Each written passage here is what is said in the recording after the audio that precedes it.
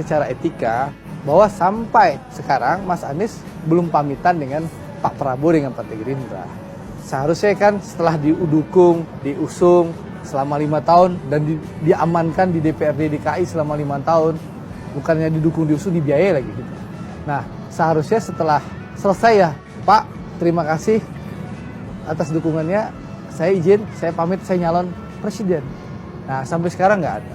Kalaupun ada, nyalon presidennya tanggal 3 Oktober 2022. Ya, berhenti jadi gubernur 16 Oktober 2022. Lagi-lagi Andre Rosiade menyindir Anies, katanya Anies tidak berpamitan terhadap Prabowo Subianto, teman-teman.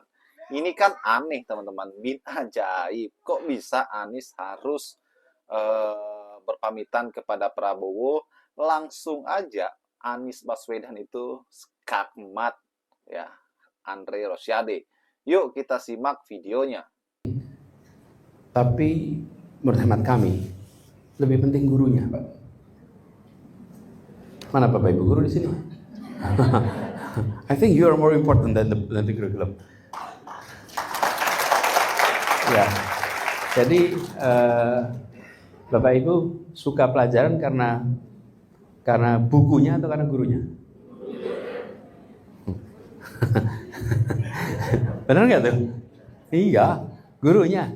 Jadi saya tuh sering menganalogikan seperti panah tuh, memanah itu. Panah itu busurnya, kemudian anak panahnya itu kayak kurikulum kita. Tapi pemanahnya itu gurunya. Nah kita ini kalau meleset terus, yang kita ganti busurnya terus, anak panahnya terus. Tapi yang manahnya nggak pernah serius ditingkatkan kemampuannya. Kalau kurikulum itu dideliver dengan baik, karena intensi kurikulum kan seluruhnya baik ya pasti. Tapi problemnya pada delivery. Benar sekalian, bila kita mau mendorong anak-anak kita untuk meneruskan ke pendidikan di sekolah-sekolah internasional, diperlukan persyaratan akademik. Persyaratan akademik itu dipenuhi oleh kurikulum tertentu. Tapi kan sebetulnya hidup kita bukan persyaratan akademik, bukan? Hidup kita itu kan untuk menumbuhkan kemampuan dia menjadi nomor satu nih, pembelajar. Nah disitulah menurut saya kata kuncinya justru pada guru. Jadi kalau saya boleh memilih, Pak, saya akan cenderung memilih untuk mendorong guru-guru kita memiliki sifat pembelajar di gurunya, supaya anak punya sifat pembelajar. Sehingga proses pembelajaran itu, walaupun akademiknya kuat, tapi nantinya dia akan bisa menumbuhkan semua sifat-sifat yang dibutuhkan lain. Kemampuan komunikasi, kemampuan kolaborasi, kemampuan untuk berpikir kritis, kemampuan untuk kreatif.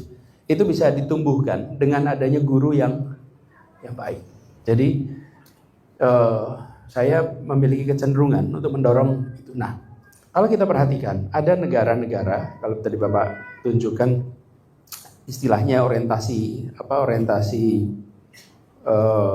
akademik dengan yang mungkin tidak terlalu berat di dalam capaian akademik.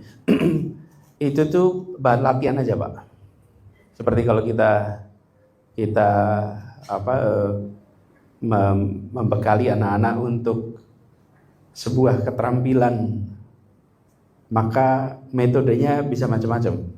Tapi ujungnya harus kita sadari, anak itu bukan hanya mendapatkan nilai yang tinggi secara akademik, tapi tumbuh sifat-sifat pembelajaran. Jadi kalau saya boleh usul, fokus kita itu pada guru. Dan kalau guru itu artinya kalau di rumah gurunya siapa? Itu dia. Di rumah siapa gurunya? Orang tua. Nah, ini terkait dengan pertanyaan berikutnya. Barangkali penting bagi kita untuk merumuskan aja. Bapak Ibu pernah tidak ada rapat suami istri? Raker suami istri merumuskan 10 sifat yang ingin dimiliki oleh keluarga ini. 10 aja. Keluarga ini pengen punya 10 sifat, 10 karakter. Karakter itu kalau dikerjain terus-menerus namanya kebiasaan. Kalau terus-menerus namanya budaya. Kan budaya keluarga, bukan? Nah, itu pertanyaannya, pernah nggak sih kita merumuskan 10 sifat keluarga kita? Kalau belum, yuk dimulai yuk. Jadi dirumusin aja, 10, 15, 20, terserah. Mau 5 juga nggak apa-apa. Kan itu kesepakatan masing-masing kan? Tapi kalau itu ada, rasanya kita itu punya pegangan. Oh iya ya, kita kepengen mengerjakannya apa. Mengalir saja itu baik. Tapi jangan sampai gimana nanti. Pikirin nanti gimana Bapak Ibu. Ini usul aja, rumusin itu. Lalu di rumah apa yang perlu kita kerjakan? Nah, Bapak sekalian, ini tidak usah dibayangkan sebagai seperti sekolah. Nanti ada jadwal A, B, C, enggak. Itu guideline aja untuk kita. Oh iya ya, ini agak kurang perhatian selama beberapa bulan ini. Yuk ke depan kita ada perhatian itu. Jadi, tapi pegangan Bapak Ibu sekalian yang kita butuhkan. Seperti juga di sekolah. Sekolah itu punya nilai kan Bu ya? Ini nilai-nilainya nih. Bapak Ibu kerja di korporasi, punya nggak corporate values? Punya. Nah di rumah itu biasanya take it for granted Bapak Ibu. Yang penting sakinah mawaddah warohmah gitu. Lah iya, tapi sakinah itu kayak apa ininya, urutannya gitu. Itu nggak bisa abstrak. Sebaiknya itu disepakati. Itu usul ya. Jadi soal akademik gitu. Lalu Pak Safril nih soal teknologi. Tadi saya bilang penting guru ya. Tanya Pak, guru bisa nggak digantikan teknologi? Di sana ada guru-guru tuh. Ibu-ibu yang kelihatan cuma ibu sih.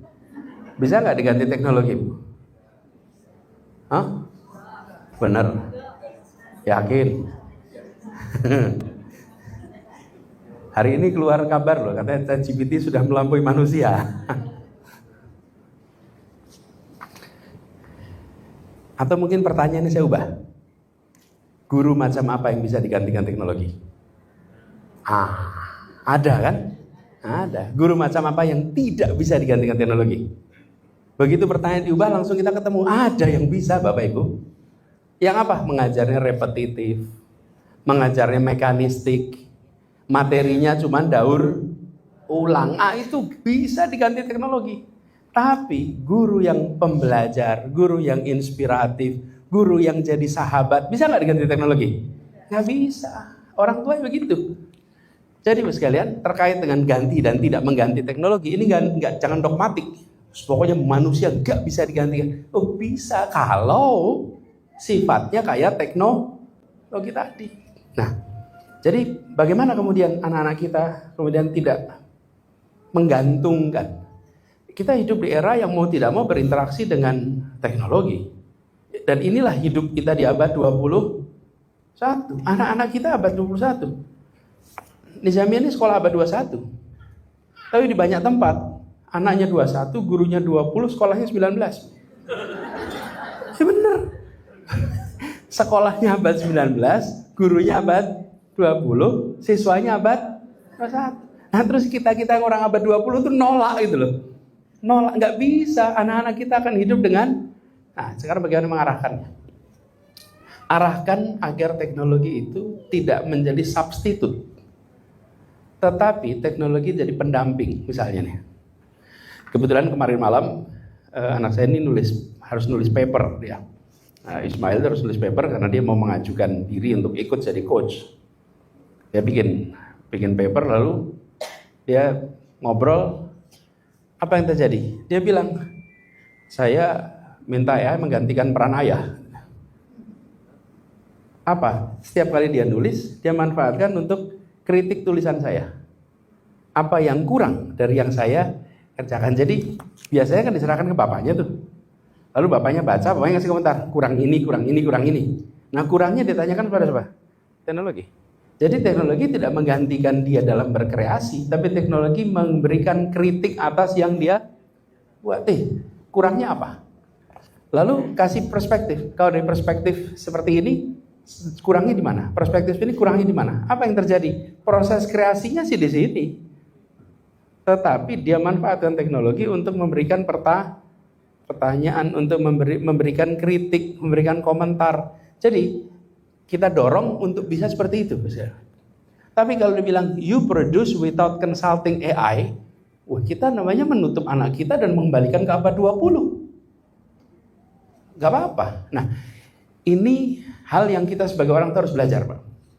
Jadi Bapak sekalian, di HP Bapak Ibu itu adalah alat untuk belajar. Sering-seringlah Bapak Ibu berkonsultasi dan browsing tentang bagaimana menjadi orang tua di abad 21. Dan Bapak Ibu pasti akan dapat bahan baru tiap minggu. Bagaimana caranya supaya bisa, dan banyak bacaannya itu. Jadi jangan hanya pas seminar kita concern. Tapi pasca seminar dalam keseharian itu muncul dengan apa? Pertanyaan-pertanyaan itu. Jadi Pak Safri, it was a good question, Pak, yang Pak sampaikan. Dampingi anak kita, bekali. Lalu apa? Ya? Pendampingan ini konsekuensinya pada waktu. Jadi harus dialokasikan suami istri bagi tugas kapan mendampingi kapan untuk bisa konsultasi terkait dengan pemanfaatan teknologi. Nah ini jump to the last question. Ini soal apa? Internet. Dan ini mau tidak mau sekalian, semua yang sifatnya info masuk ke dalam itu harus ada pengendalian. Dulu di era kita namanya televisi. Ingat ya Bapak sekalian, televisi dan bangsa kita termasuk bangsa yang durasi nonton TV-nya paling panjang di dunia. Ternyata ketika dicek TV nggak pernah dimatiin, bukan ditonton terus. Begitu nyala jam 5 sore, baru mati lagi jam 10 malam. TV nyala terus, ada yang duduk atau nggak ada yang duduk, TV-nya itu nyala terus. Pagi gitu, belum subuh udah nyalain, ada yang duduk nggak ada yang duduk, TV tetap. Jadi TV itu seperti hidupnya di rumah itu, suasananya suara TV. Sambil masak ada TV, sambil ada tamu ada TV.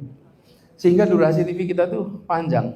Nah, dulu strategi kami, Bu, televisi itu tidak pernah ditaruh di ruang keluarga. Nggak pernah ada TV di ruang keluarga. Sekarang kami punya TV di ruang keluarga. Kenapa? Karena orang tua kami pindah bersama hidup kami, tinggal hidup bersama kami, dan mereka selalu perlunya nonton TV. Ini kan orang era mertua saya 90, ibu saya 85. Jadi eranya era abad 20 bagian awal. Jadi kalau kita 20 bagian lain. Nah, baru ada TV setelah orang tua kami pindah karena mereka mendapat informasi lewat televisi. Tapi sebelum itu kami tidak pernah ada tidak pernah ada TV di ruang keluarga. Bahkan TV itu selalu ditaruhnya di luar, sehingga kalau nonton TV. Pertarungan politik di Pilpres 2024 kemarin itu mengesankan ya. Banyak lawan politik Anies itu kewalahan menghadapi Anies yang seorang diri. Kalau bisa dikatakan seperti itu, teman-teman. Kenapa? Karena Anies ini tidak mempunyai partai ya. Beliau itu perorangan, independen, yang mempunyai kekuatan yang luar biasa ya. Sehingga orang-orang partai itu pada takut kepada Anies Baswedan karena kekuatan yang dimiliki Anies ya.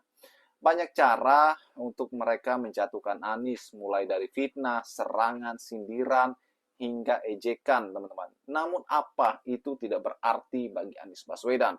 Sebab Anies selalu menghadapi hal-hal tersebut dengan tenang, ya, tidak terprovokasi, ya.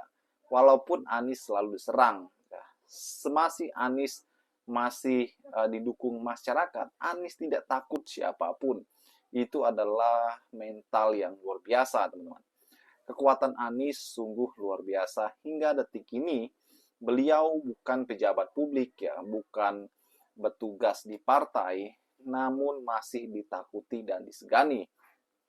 Dan kalau kita melihat bagaimana performa Anies yang selalu membuat geger banyak orang, ya. Beliau membuat ormas, aksi bersama, hingga partai, ya. Dan kabarnya nih, Anies Baswedan akan membentuk partai beberapa waktu ke depan, teman-teman. Ini akan kita tunggu ya bagaimana kehebatan Pak Anies Baswedan. Bagaimana menurut kalian?